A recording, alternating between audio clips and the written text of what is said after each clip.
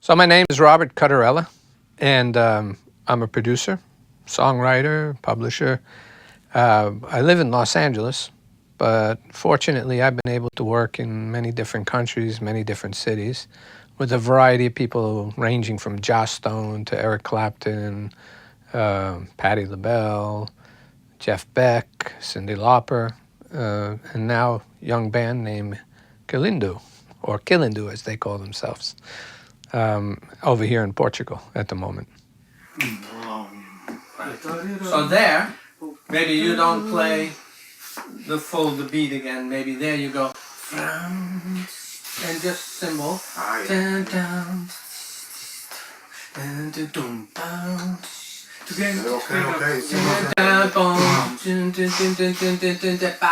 And then back, and every time that section comes, it'll bring it down and build it up. Because right now, they bring it down, but because the beat is going, it doesn't have a dynamic. Yeah, you're asking to compare home studio to big studios, and there is truly no comparison for someone like me who grew up in a studio where the equipment was so important and the sound was so important. It was almost audiophile. Today, digital can be audiophile, there's no question. There can't be too many mistakes, you know. It's just digits. It's not tape, or it's not something that breathes. You know, it's flat that way. It doesn't breathe. So you create the breath in it.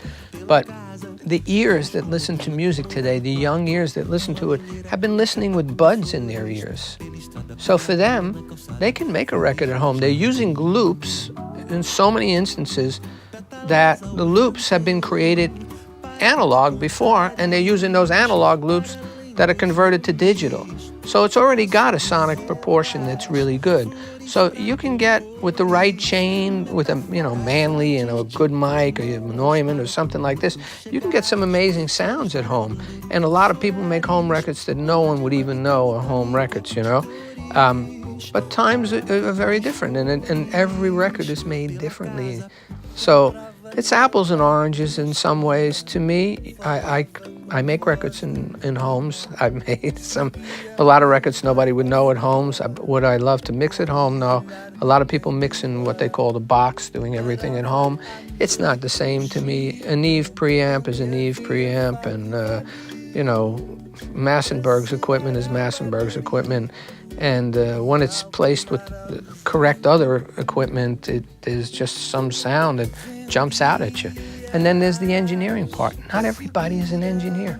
Not everybody hears the same thing, and not everybody gets it that way. And that's why I listen to a Queen record.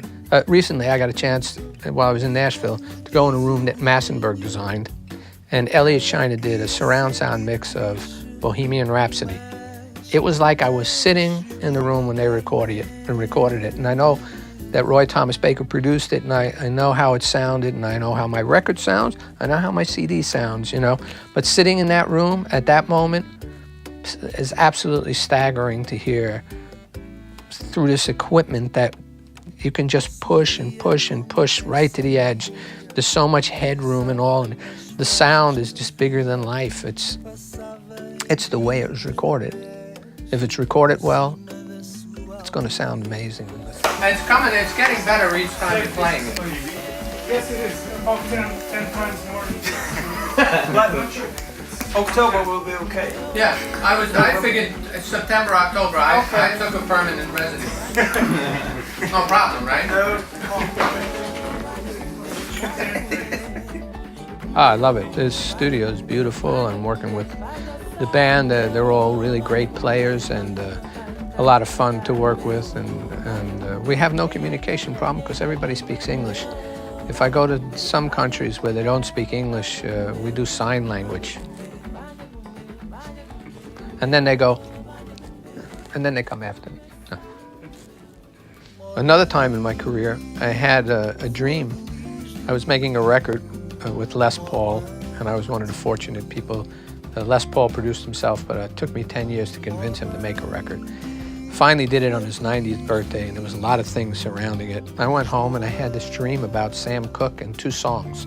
Never heard the songs before in my life. I woke up in the middle of the night, wrote down the names of these 2 songs, And I went to Alan Klein, the man who had managed Sam Cooke since the beginning of his career. Since Sam was dead, I asked him for something nobody had ever asked him for. I said, I want Sam's voice alone on these 2 songs, and I'll put Eric Clapton and Les Paul on one with some great players around it, and on the other, I'll put Jeff Beck. And he looked at me like I was crazy, and somehow, some way, through divinity, and that's all I can say, he said, okay, you give me Eric Clapton, Jeff Beck, and go ahead, you can do it. I had to keep Sam's voice exactly the way it was, the exact same sound, and it was in three tracks, 3 channels. And the arrangement was bleeding through, but Sam's voice, the hair on my arms was standing up to hear Sam Cooke's voice alone. It was just, I mean, such an amazing honor to be able to hear Sam's voice. Eric Clapton said the same thing. Jeff Beck was blown away. So things like that happened in my career that make everything very special for me. It's every time I work on something, it's special. I don't think music is something you choose. I think music chooses you. Somebody asked me that question before, and really, in reality, that's what happened with me, because I've been playing music since I'm 9 years old.